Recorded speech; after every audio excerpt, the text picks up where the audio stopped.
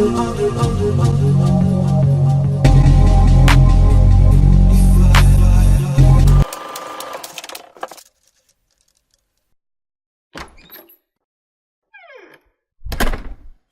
to Spooky High. I'm Principal Giant Spider. We're a top-notch institution with lots of locations to visit. Monster Prom, released on April 27, 2018, is a visual novel developed by the indie company Beautiful Glitch and published by the company Those Awesome Guys. It was also produced by Jesse Cox, a YouTube personality I've never really quite watched before. The game, alongside many other games released in the modern age, was a successfully funded Kickstarter project. The company asked for a pledge of 8,000 euros and managed to make slightly over 4 times that, with a final pledge amount equaling 32,230 euros. This is equal to $36,511.08 over here in the US. This surplus allowed the company to add extra content such as secret endings, crazy in-game items, minor NPCs, and even the recently released second term DLC. It's time to get off that couch, crack your fingers, and warm up your Steam account because it's monster dating time on this episode of Gonzo Media. Here at Spooky High, we care for your safety. This last year, the number of students murdered by monster slayers went down from way too many to still kind of worrying. Monster Prom plays very similarly to most Japanese dating sims. If you were like me as a child who spent way too much time on free gaming websites such as Congregate, you've probably encountered at least one of these before. You start the game by choosing one of 4 avatar characters, each of which represents the colors yellow, red, green, or blue. My favorite of the whole bunch is a green-colored zombie Brian. His sense of style and cool guy attitude really impresses me, to the point where I even went and cosplayed as him at Youmacon 2018. When you select a character, you are given the option to either select 2 possible names, one being their respective color and the other the character's official name.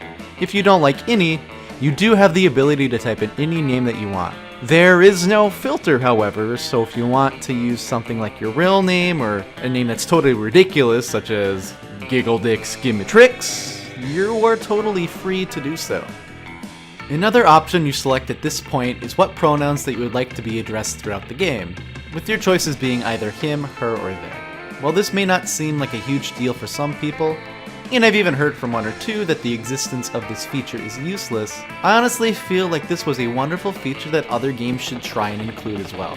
There really isn't an excuse for games that use creative characters or have characters that are designed to function as an embodiment of the player to not do this. Everyone deserves to be addressed as the identity they choose, regardless if someone chooses as binary or non-binary. While this is a topic that is really important to me, it's one that is best left for another time, as it is currently cutting into our sexy high school antics.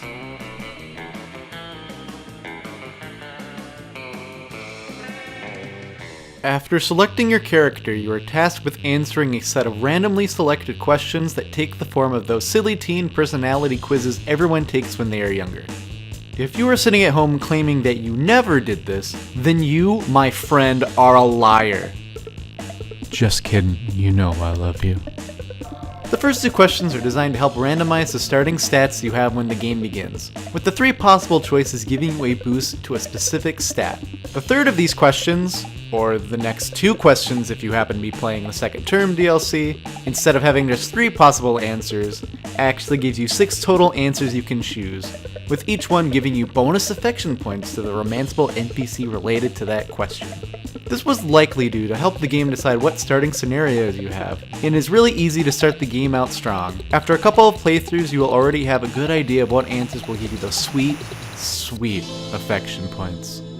Before I start talking about the rest of the game, I suppose now would be the right time to start talking about the most important feature in these types of games: the characters.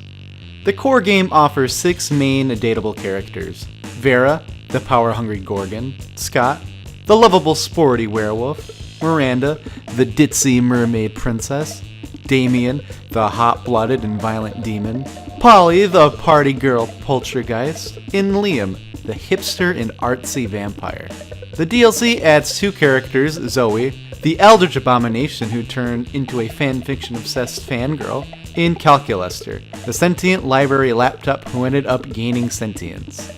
All of these characters fit into archetypes, and instead of turning the dial down to make them more realistic, the devs decided to jack it up to 11 to make all of the characters extreme versions of those tropes. This is something that could have made the game feel very unbearable, but great and humorous writing really makes everything work out well. Since everyone is extreme, to the point where even you as the main character does super unrealistic things, the game really grounds itself in an odd way.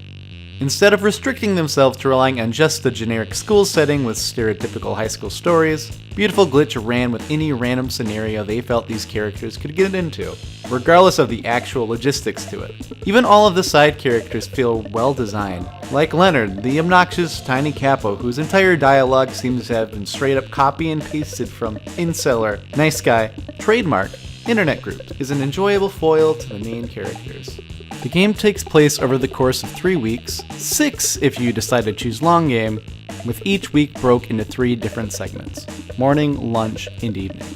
This gives you a total of 9 different actions, or 18 if playing the long game, for you to do in order for you to woo the monster of your dreams into letting you take them to the legendary Monster Prom. Truly a relatable goal for any lovesick teen. Morning and evening events typically function as the same thing. You are given a top-down view of the school with a selection of 6 different locations placed on the left of your screen. All of these locations coincide with one of your stats, and choosing to spend time there will increase that stat by 2. All of them great, like the gym, our many classrooms, the library, and the auditorium. Some of these are obvious, like going to class will boost your intelligence and attending drama over in the auditorium will improve your creativity. But some are a little more confusing. Want to improve your boldness? If you are like me, then you would assume that the gym would be a sensible place to go. If risking the terrible fate of taking a dodgeball to the face isn't courageous, then I honestly don't know what is. Unfortunately, maybe this admittedly silly assumption is incorrect, for it is the bathroom that actually improves his boldness, therefore making me feel like I spent too much time in high school hanging out in the wrong rooms. Bathrooms, well, our bathrooms are mostly great when they're not being set on fire, or flooded, or used as the stage for blood rituals, but mostly great bathrooms, yes. After you choose a location, you then go through interaction with some of your classmates, usually being the character you happen to be chasing. After reading through a silly series of dialogue, you are tasked with making a choice that will impact all of the characters involved in the scene. These dialogue choices, like a lot of good visual novel or dating sims, are where most of the intricacies in this game lie. There is almost never a right or wrong choice, as both of the possible events have a stat check associated with them. In order to get the right answer, you need to select the option that utilizes the higher stat you have between the 2.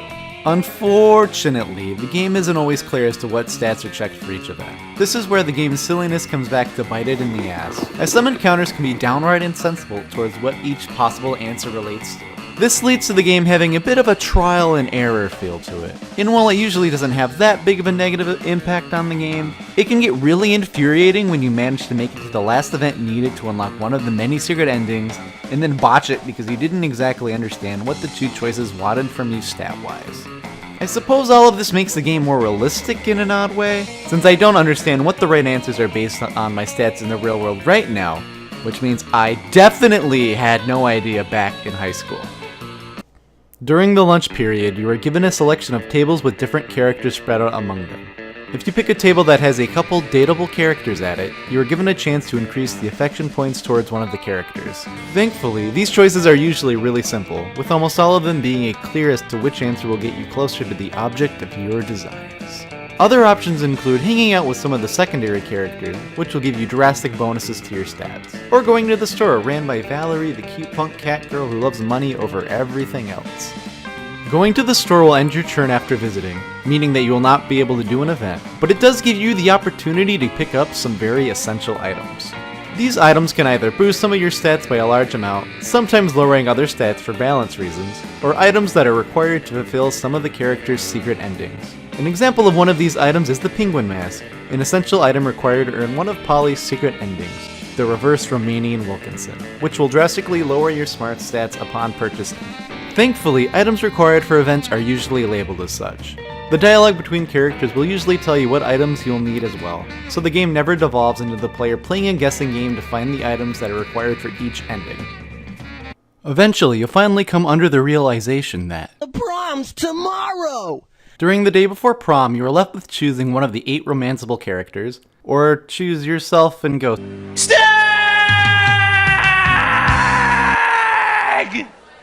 Something young teenage me was very familiar with. In order for the character to accept you, however, you need to have surpassed a set minimum of affection and stat points. This minimum is based off if you are playing single or multiplayer and depending on if you choose the short or long game.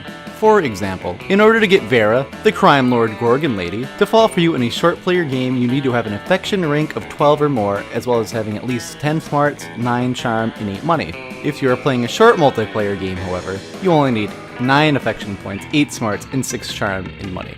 If you were lucky and managed to start a secret ending, they will accept your invitation regardless if you met the minimum or not. If you, unfortunately, do not accomplish this or do not succeed one of the character's secret endings, then that character will cruelly turn you down, once again bringing me back painful memories of a forgotten age. Tried and failed. Miss! Welcome to Monster Prom, the first multiplayer dating sim. Be ready for tons of absurd situations, crazy challenges, and hard choices. Are you ready to fight for love? Monster Prom, be your worst self. The main selling point of Monster Prom, outside of its humorous writing, is that it was designed as a multiplayer visual novel, with both local and online play. To my knowledge, it might be the only one in existence, outside of maybe 1 or 2 concept pieces you can find on websites such as itch.io. The gameplay is the same as it is in the single player mode, with everyone taking turns to choose where they go. The player order is shuffled after every time change, with the game bringing up something for the players to say out loud before offering a silly situation and asking the players to pick the best responses out of it to determine the new player order.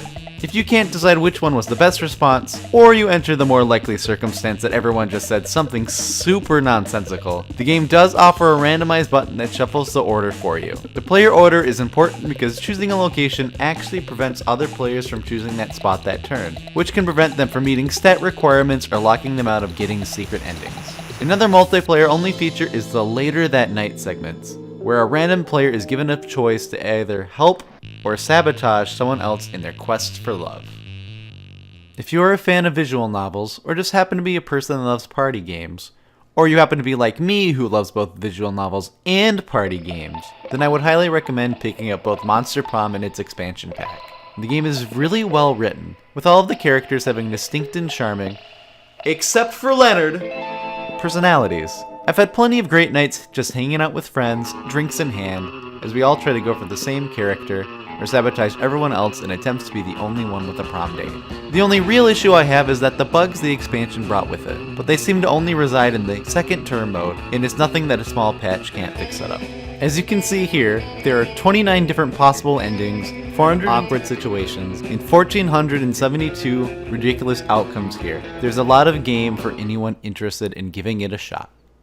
Thank you all for watching, and help all you ghouls and ghosts find that fiend of your dreams. What if I told you that the world